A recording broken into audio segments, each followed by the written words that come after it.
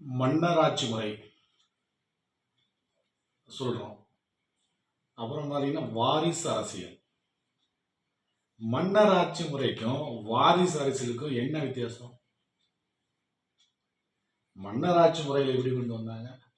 மன்னருக்கு அப்புறம் அவங்களுடைய வாரிசுகள் ஒருவரை மன்னராக முடிசூட்டுவாங்க. வாரிசு அரசியலும் அது போல தானே. ஒரு அரசியல் கட்சியிலே தன்னுடைய வாரிசுகளை அந்த அதிகாரத்தில் கொண்டு வருவதற்காக முடிசூடா மன்னராக இளவரசராக அறிவிக்கிறாங்க.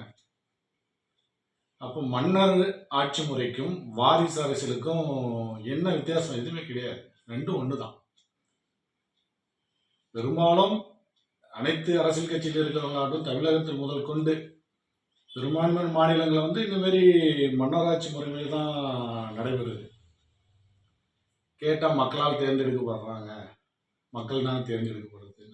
முதலமைச்சர் நேரடியாக மக்கள் எங்கே தேர்ந்தெடுக்கிறாங்க? ஒரு கட்சியினுடைய சட்டமன்ற உறுப்பினர் அந்த சட்டமன்றத்திலிருந்து மக்கள் தேர்ந்தெடுக்கிறாங்க. சட்டமன்ற உறுப்பினர்களெல்லாம் சேர்ந்து அந்த கட்சியினுடைய குரடா உத்தரவு பிரகாரம் ஒரு தலைவரை தேர்ந்தெடுக்கிறாங்க. அந்த தலைவர் முதலமைச்சராக பதவி பிரமாணம் செய்ய வைக்கிறாங்க.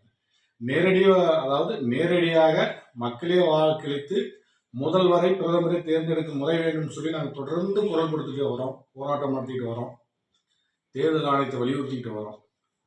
ஒரு முதல்வரையோ ஒரு பிரதமரையோ தேர்ந்தெடுக்க முடியும்னா அது மக்களால் தேர்ந்தெடுக்கப்படுகிறார்கள் என்று சொல்லப்பட்டால் அது நேரடியாகவே வாக்களித்து நம்ம தேர்ந்தெடுக்கிறோம். அதுதான் சட்டமன்ற உறுப்பினர்களுடைய பணி என்ன? அந்த சட்டமன்றத்தில் இருக்கின்ற பிரச்சனையை அந்த சட்டமன்றத்தில் எடுத்து சென்று அந்த மக்களுக்கு தேவையான சேவைகளை செய்வது, அந்த பிரதிநிதித்துவத்தை கொண்டு வருவதற்காக தேர்ந்தெடுக்கப்படுவார்கள். இதை தான் சொல்லிட்டு வரோம். ஆனால் இப்போ என்ன சொல்கிறாங்க? ஒரு கட்சி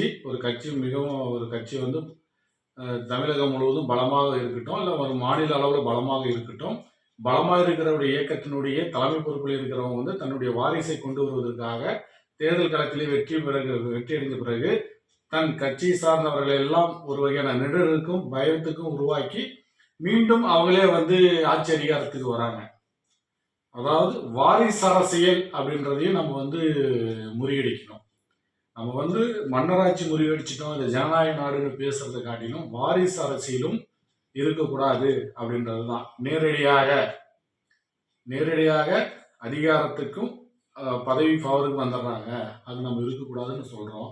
ஒரு சாமானியனாக இருக்கக்கூடிய ஒரு கட்சியில் காலகாலமாக உழைச்சி கூட அந்த அதிகாரத்துக்கு வர முடியறதில்ல. காரணம் வாரிசு அரசியல். அவங்களால அந்த கட்சிக்குள்ளே எதிர்த்து செயல்படக்கூடிய முடியாத தன்மை. அதனால வாரிசு அரசியலும் மன்னர் ஆட்சி முறையும் ஒன்று தான், இதில் எதுவுமே மாற்றம் கிடையாது.